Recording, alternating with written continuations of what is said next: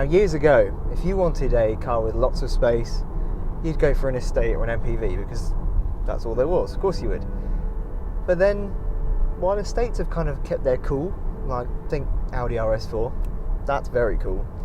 MPVs, nah, not so much. They're not cool anymore.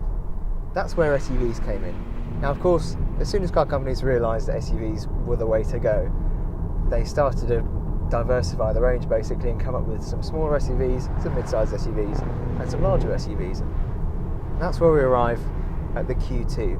It's the smallest SUV Audi does. Size-wise, similar size to an Audi A1 or an A3, somewhere in between, but just with a higher ride height.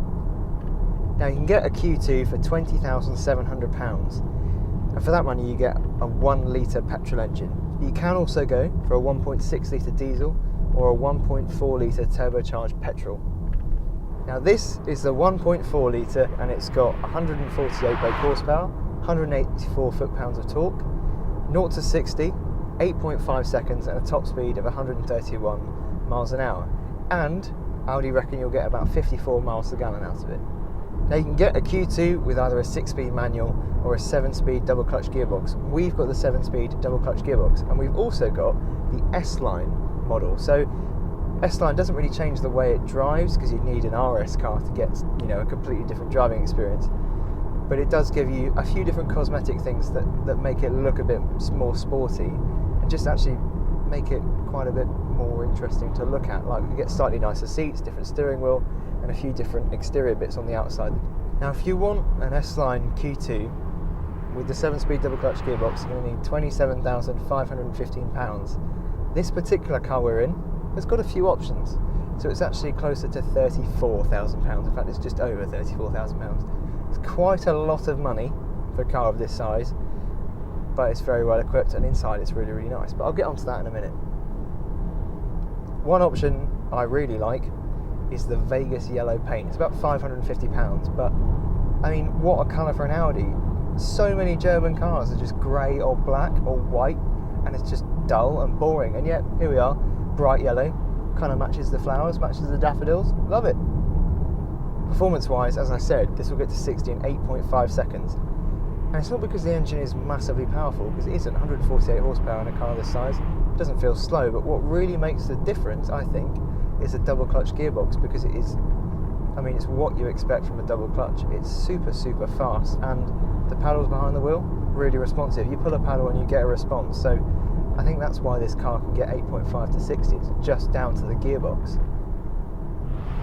The steering changes depending on what mode you've got it into. You've got a drive select button down here, which means you can change between efficiency, comfort, auto, dynamic and individual. Dynamic feels a little bit strange. To give it a sportier feeling, the steering weights up. I'm not entirely sure whether it feels completely natural, but the steering generally, if you just keep it in the standard mode, it's got a nice weight to it and it's consistent. Point the nose, you know where it's going to go. Now, this car has got loads of grip, as we found out on some of the kind of more fun roads up around the middle of England, and the suspension just soaks up bumps so easily. Any bump you tackle, you can feel both at the front and the back, it just hits the whole car and it deals with it there and then. You're not dealing afterwards with the car kind of wallowing and pitching around, reacting to the bump for ages. Looks, do you know what? I quite like it. I think personally, I'd just prefer a Q5. Q7's too big, perhaps this is a little bit too small for me.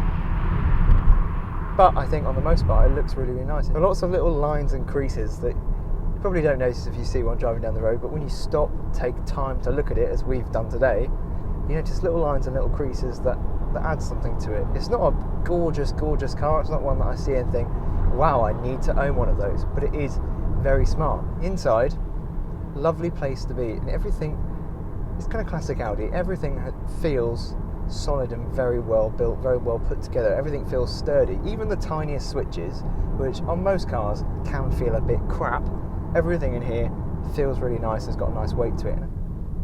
Would I buy one? That's the all-important question. That's what everyone seems to ask me whenever I drive a car. I think personally I prefer a Q5, but that's purely down to space. To drive, actually, the gearbox, super fast, does exactly what you want it to, when you want it to. The engine as well, it might not sound like a mad Quattro engine from 20 years ago, but it performs really, really well. And the chassis as well, it's got loads of grip and it's comfortable.